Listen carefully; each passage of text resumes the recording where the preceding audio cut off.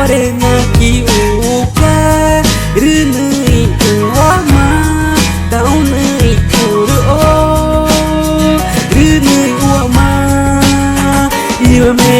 ai ku matanya menane vata koma ai ku makne kuja ango jime kuru tupana mumai dungure ko tana daulna ne ke uchi gang jime kuru tupana mumai dungure kuji tana ayana kanye matupana re ore ekenange naga manye makata tama boy kuna gupate nyame nane wa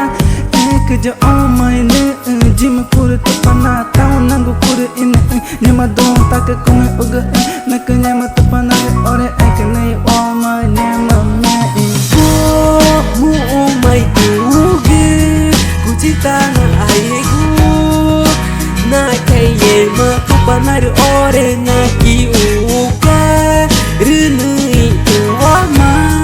tau nei kuru o rene uama iyo me kuma ai kuma kene ko jo ango jima kuru tupana ta mo mai dungure ko chitana ai ekena ne ngena ge nyama me nyama nane faku boy tamanya makata kuna go pete eri boy tamanori une taki jima kori jang chuchu boy tamadungure ko chitana ai wo mu mai duge ko chitana ai ku na kaye matupana re ore na ki uka rene uama tau nei kuru o rene uama iyo me tau nei kuru o niki kuchigang jima kuru tupana nyame nane vakuma eri nyagu mata ni kuna jauh nyama tagu mai guja dawa mu